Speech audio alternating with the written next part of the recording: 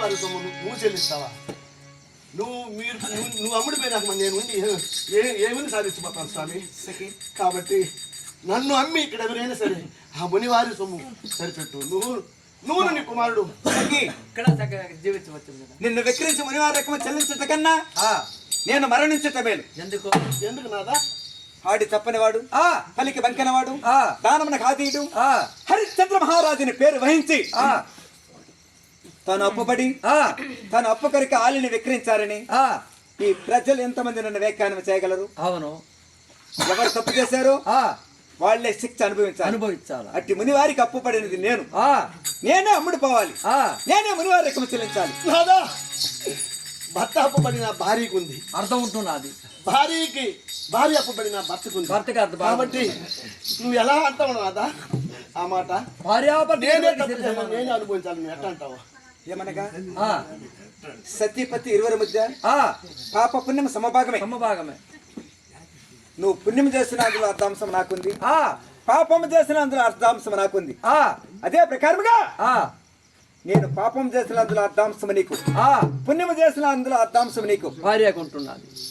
సతీపతి ఇరువురి మధ్య ఇది పాప పుణ్యం సమభాగమే. నేను అలా ఆలోచించి నిన్ను విక్రయించి మునివారికి చెల్లించాలనుకో, మీ తల్లిదండ్రులకి ఏమి చెప్పగలను, మీ బంధువులకి ఏమి చెప్పగలను, నీ చుట్టములకి ఏమి చెప్పగలను? సఖి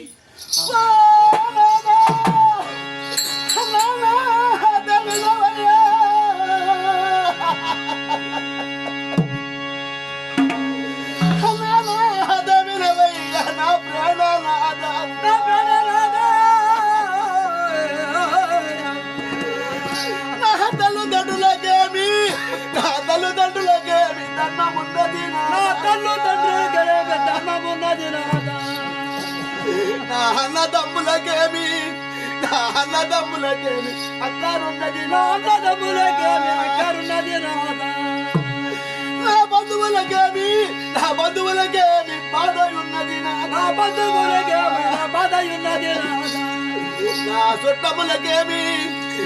చుట్టములకేమి సొంతం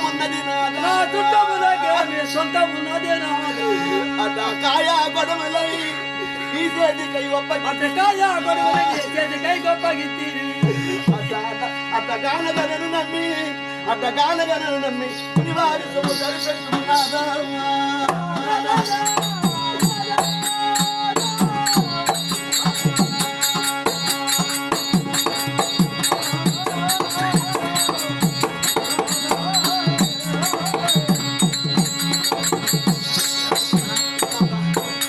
ఒక వర్తమానం నాదా, ఆ రోజు నీకు ఏమి ఇచ్చి వివాహం చేసిన తర్వాత తల్లి తండ్రి గురువు దైవం సర్వం నువ్వే కదా నాదా.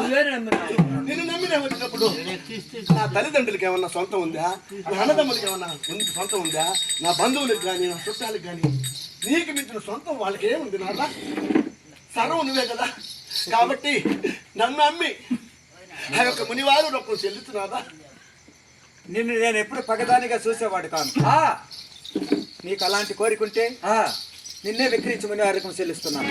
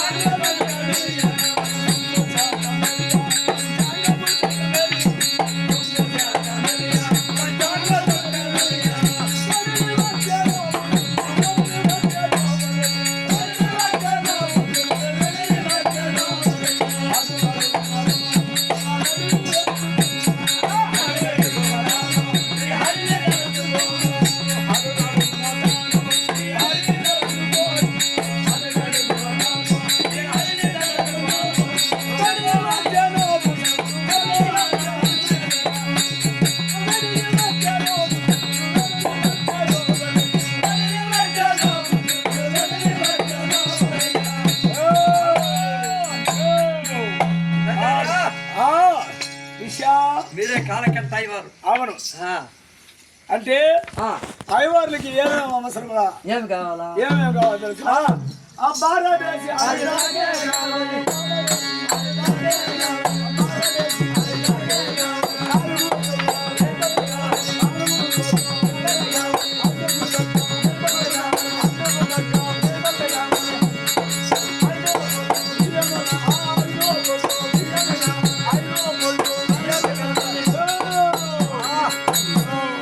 అయ్యవారికి ఏమంటే బారడే సరికాకుండా అరిటాకు ఇస్తాడు, పెద్దదిగా ఉండాలా. ఒక గుంట 4 పళ్ళు బియ్యం కావాలి, 5 పళ్ళు బియ్యం, మొక్క పాకు, 5 పళ్ళు, అందుకు తగ్గ పప్పు, నెయ్యి పప్పు, దానికి తగిన పిండి వంకాయలు, పిండి వంకాయలు, ఆ పదార్థములన్నీ అయ్యవారికి ముఖ్యం. కాయలే గాని ఒక్క మాట రా, ఇదేదో పండు కాయో పండు అంటున్నారు. పండులా కాయాలా గంపలు తలపైన గంపాలా పండులా ఏం విక్రిస్తున్నారు?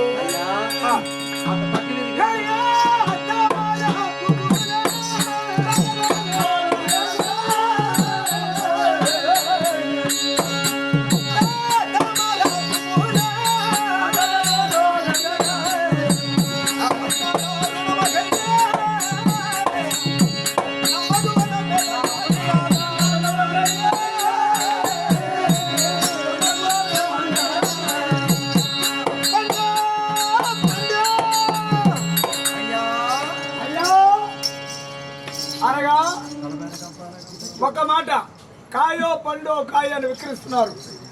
తలపైన గంపాలా, గంపలో కాయాలా, పండులా ఏమి విక్రిస్తున్నావు? ఒక్క మాట, నీ ఒక ఏడబడి రాజ్యం పేరేవి? అయోధ్యాపురి పట్టణం. శబాష్. ఈ యొక్క నామాంకితము హరిశ్చంద్ర మహారాజు. విని ఉండవచ్చు కానీ ఏదో విక్రిస్తున్నావే. ఏం విక్రిస్తున్నావు చెప్పు. ఒక్క మాట అబద్ధం చెప్పక విశ్వామిత్రుని వారికి అప్పు పడాను. అతని అప్పు కొరకై నా సత్యమణి అనే చంద్రమతిని విక్రిస్తున్నాను. ఒక మాట, అప్పు పడి ఆడిని విక్రయించిన వాళ్ళు ఎవరు? లేదంటే ఒక్క మాట లేదంటే పోరా. నీ బాటి సంసారాలు చెప్తారో కొంటే కొంటానండి, కాదనుకుంటే పక్క వెతికిపోతాను. సరే ఒక్క మాట ఎట్లా ఏమంటే ఆవు బాగుంది ఇంట్లో పని పాటలకి. అవునరా. పక్కన దూడ ఉంది, దూడ పనికి వస్తుంది అమ్మవారికి. అవును. మనకు మన చేసమ్మలు ఏమినప్పుడు వెళ్ళేసేదిలే, పెట్టమన్నప్పుడు పెట్టేదిలే, కాపీ పొడుచుకోమన్నప్పుడు పొడుచుకునేదిలే ఇస్తాగులు. కాబట్టి పని పాటలకి మనకు మనిషి కావాలి. అన్ని పనికి వస్తుంది, అన్ని వాటం ఉంది. మరి ఎంత రొక్కం కావాలడు? ఒక్క మాట హరిశ్చంద్ర స్వామి, నీకు ఎంత రొక్కమైతే కావాలయ్యా? పర్వతం లాంటి పట్టవేనుకు శృంగారించి ఏనుగుపై అంబారి కట్టించి అంబారిలో బలవంతుని ఎక్కించి వాని చేత గవ్వ ఇచ్చి గవ్వలో బంగారు గుండు పెట్టి వాడు నిక్కి నీళ్ళకి మీటిన ఎన్ని యోజనలు పడవబోతున్నదో అంత ఎత్తు ధనమ రాశిగా పోయి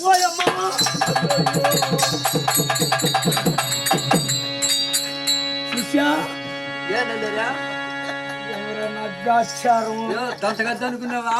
నేను ధనం అంటే ఏదో అనుకున్నాను రా. అనుకున్నావా? అనుకున్నా. పట్టమేరుగును శృంగారించి ఏనుగుపై అంబారు కట్టి అంబారుపై బలవంతుని ఎక్కించి బలవంతు చేత బంగారు కవల బంగారు గుండు పెట్టి ఎన్ని యోధులు నిక్కి నీళ్ళకి ఓయమ్మా అంత రొక్కము లేదని చెప్పాయన పోతాడు. లేదులే ఒక్క మనకైతే అవసరం కదా. ఒక్క మాట ఏమంటే మన భార్య ఉంటున్నదే శేషమ్మ పొడిచి పొడిచి పొడిచి పొడిచి పొడిచి పెట్టున్నది. మారుబోయిలో పెట్టి పెట్టున్నది. దాని అంతా కూడా సేకరించి ఇచ్చి మనం కొనుక్కోవాలరా. ఒక్క మాట రొక్కం ఇస్తాము, ఆయన భార్య చూసిస్తాం.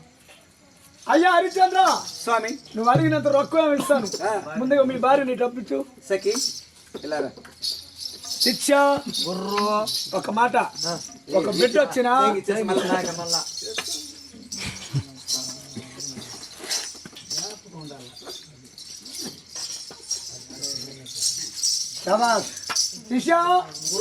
ఎట్లా ఆవు పనికి వస్తుంది, మనకన్నిటికీ సరిపోతాడు. పెట్టిన పాలు మూతిపోయి నిన్ను అంతే అంటావా? సరే అది నేను చూస్తాను కానీ ఇప్పుడేమంటే ఒక గొడ్డు వచ్చినా ఒక బిడ్డ వచ్చినా ఇంటి రాసి అంటారు. చూడి సూత్రం చూసి పట్టాలి కాబట్టి సుడి సూత్రం చూసి పట్టాలి. అవును. కాబట్టి సుడులన్నీ బాగా నీకు తెలుసు కదా. అవును. బాగా చెక్ చేసి చూడు. చెప్తారా? చెప్పు. పొరకు చూడు అనుకో, నీకు పొరకు దెబ్బలు తప్పదు. ఏమిరా ఇది? పొరకు దెబ్బలు మళ్ళా గోటాం చూడింది అనుకో నీకు గోటాం కొడతారు. ఓ అమ్మో గోటాలు కొడతాడు. సంకులు చూడింది అనుకో నీకు సంకులు వేస్తారు. నా పోలీసు అంటే భయమరా. అయిందా? కంటు పురుడు అనుకో ఇంటి పని పోతుంది, నువ్వు పోతావు ముందుగా. నేనే పొడుస్తానా?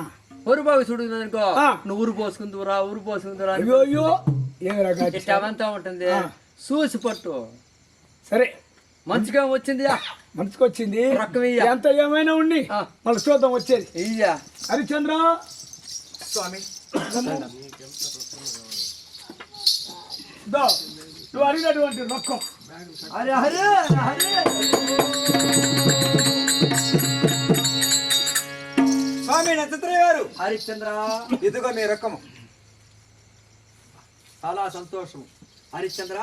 స్వామి రొక్కమే వచ్చావు సంతోషం. కానీ మీ భార్య నంపించేసి నాతో వచ్చి ఒక్క మాట మాట్లాడేసుకో. నా సతీమణైన చంద్రమతిని కాలకంస అయ్యవారి వినంటూ పంపించుకోవచ్చు. ఒక మాట మాట్లాడాలి. ఒక మాట మర్చిపోవద్దు, గమనంగా రా.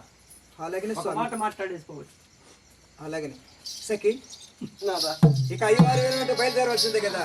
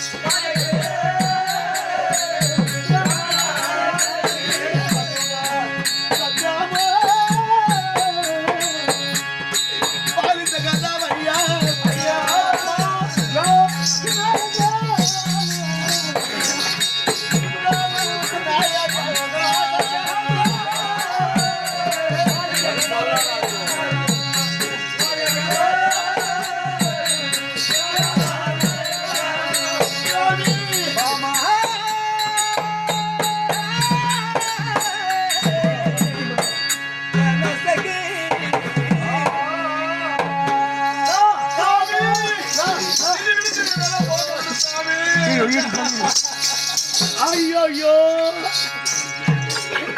స్వామి